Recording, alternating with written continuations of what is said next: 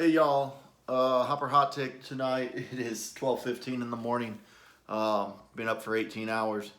But reading through this tweet conversation this evening, Caitlin Place tweeted out yesterday, says, I'm getting pretty tired of having to fix injuries from club sports. That's it. That's the tweet. And in typical AT Twitter fashion, I think a lot of people read into that and took it in directions that they probably shouldn't have taken. I think it's important to understand that everybody's got to have limits, right? And somewhere we draw the line. And I saw somebody question, well, if they're your athlete, why do you treat them any different, whether it's a club injury or a school injury or whatever? Do you also go show up at their club practices, at their club games, and all that stuff too? I mean, let's be realistic here. I think one of the frustrations that many high school athletic trainers have is that it's so difficult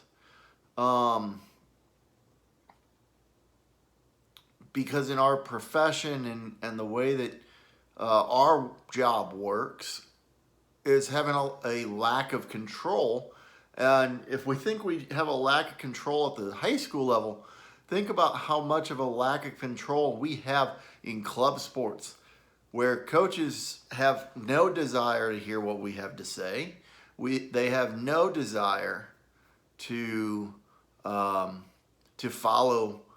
guidelines or follow recommendations that we put forth for their athletes. They want that athlete to play. They're going to play them, because guess what? If the athlete doesn't play, that coach isn't making money. Let's be realistic here. And again, at our school, we treat a lot of club athletes. Lacrosse is actually considered a varsity sport at our school, even though most of the teams that they play in their league are considered club teams that these school athletic trainers don't touch, because they're completely club and they have no affiliation with the school whatsoever. We have crew. It's a club sport for us. Our kids actually participate in two different clubs. We treat crew kids all the time. So, I think the other thing is there were some people, accusing myself and my assistant of not treating club injuries, and that's further. I mean, that couldn't be further from the truth. We treat club injuries all the time, and so, but again, it's that frustration where we've seen club coaches basically with the mentality of, I can break them because I don't have to deal with the aftermath. I'm just going to send them to the high school athletic trainer to deal with, right?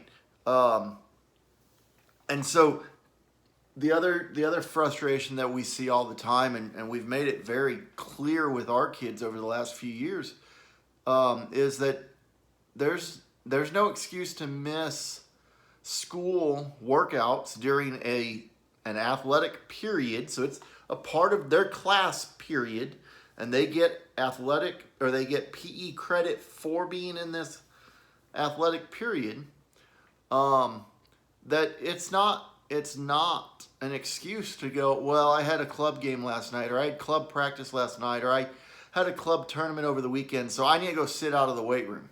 That's nonsense, and I'm not putting up with that, because if it's up to them, they're always seeming to choose that club sport, that club practice, that club game, that whatever, instead of the school stuff, and that's not acceptable. And why should I be treating and managing a club participation level? That's not my job. Plain and simple, that's not my job. Again, we're here to take care of kids. We take care of kids all day long. But at the end of the day, if I have to make a decision, I'll be realistic with you. I'm going to set aside that club injury a whole lot faster than I am one of our high school athletes gets injured on our campus. Now, there are some other things I think is always interesting. I see this all the time. People bring up the legal aspect of treating club injuries, and really, I don't see that as being an issue. Um, I do know that in the state of Ohio, their Practice Act is, or at least was previously pretty restrictive on that, in that they could only treat their team, right? And they weren't even allowed to treat the visiting team in a lot of ways. If there's other states like that, they may be. Here in Texas, we don't have that type of restriction. I see it all the time too, that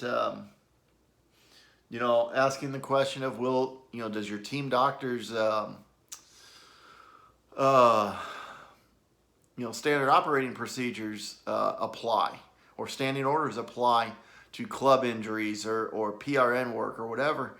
And I think if I'm going to take on a lot of PRN work, it's certainly something I would want to let our team doctor know about. But our standing orders don't say anything about only treating our school athletes.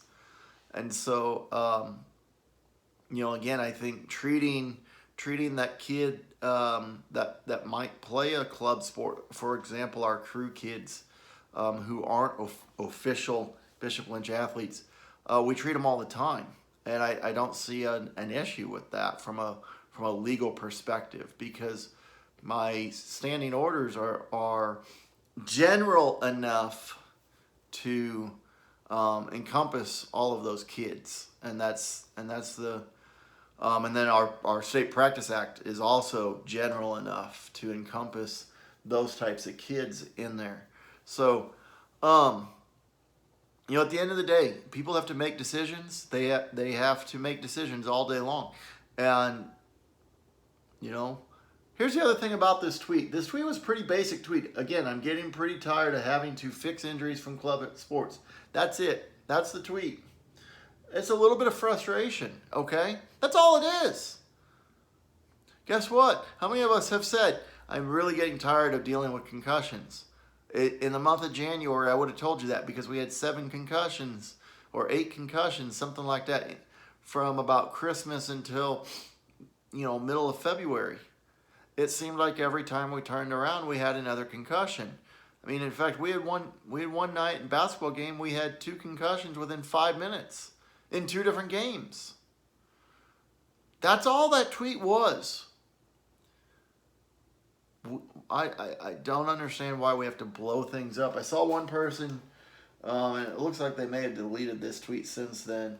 So God, I hate it when my patients who I am paid to treat the injuries of get injured. Well, I hate when my kids get injured, okay, because I feel bad for them. But again, there's nothing in the original tweet that looks down on these club kids. There's nothing it's just a frustration that was released. So, anyway, maybe I'm not thinking straight because I've been up for 18 hours. I don't know, whatever. Like I said, I just think that, sometimes we have to make decisions, and everybody makes decisions on their own, right? It's also interesting that when we talk about some of this stuff and how this profession over time has evolved and grown and settled in. A physical therapist works for a clinic. That client comes in, that patient comes in, they're paying that physical therapist for that care, right? That physical therapist isn't going to provide care for that patient down the street who's not paying them. Okay, and so it's something to think about in the same manner. Here, I'll give you an example. College athlete, college athletics, right? Well, at the University of Alabama, I hate to break it to you, but I doubt you can walk into the athletic training room for the football team if you hurt your ankle playing Quidditch in the rec center. I mean, I'm just saying, right? So it's the same idea. In high school athletics, the athletic trainer is often employed by or through the athletic department to take care of business for athletics, right? As a representative of the athletic department. And, you know, I can't just have somebody walk off the street and expect to get treatment. It doesn't work that way. So, definitely something that, you know, it's a pretty basic tweet that everybody wanted to blow out of proportion. It went in 9 different directions. Probably didn't need to do that, but, you know, that's how AT Twitter works quite often. So, whatever. You know, again, guys, just provide care to the best of your ability. That's all we can ask. All right. You know, every opportunity we have to educate, every opportunity we have to advocate, I think is great. So if you can do it, great. If you can't, you can't. Right? At the end of the day. So that is your Hopper Hot Take. I hope you guys have a great weekend, and see you next time.